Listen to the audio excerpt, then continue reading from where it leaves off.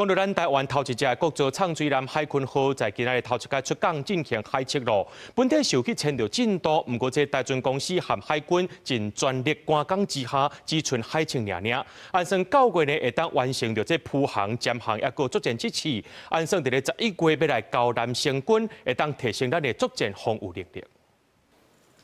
海军和技术人员徛伫海鲲号的甲板，伫4米小船的介护之下，17头一届出港进行海测。起军事备伫半暝12点对台北西车落南，要见证这历史性的时刻。阿扁时期，美军要美方要卖我们就已经被挡掉，然后现在终于就是在就是现在终于可以就是有办法自己造出来，有突破了，因为今天终于算是潜舰第一次出港。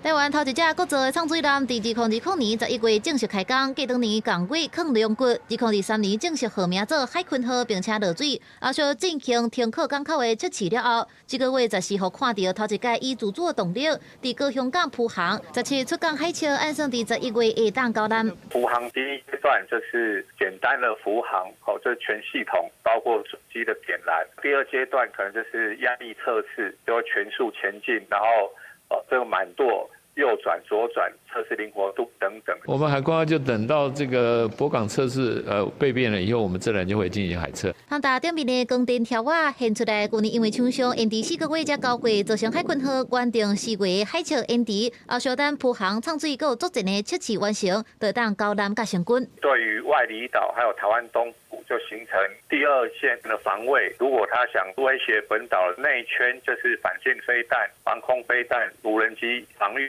那潜舰可以从敌人的后面进行夹击。畅水艦会当远距离执行反封锁任务，提高台湾的防卫能力。不过，因为海鲲号后续南的预算，互在野党提案冻结50%。军事专家也呼吁，若海鲲号海测通过，顺利交南，希望国会会当徛伫甲政府一体角度、客观监督，互后续南会当按照时间和品质来完成。公司新闻采访报道。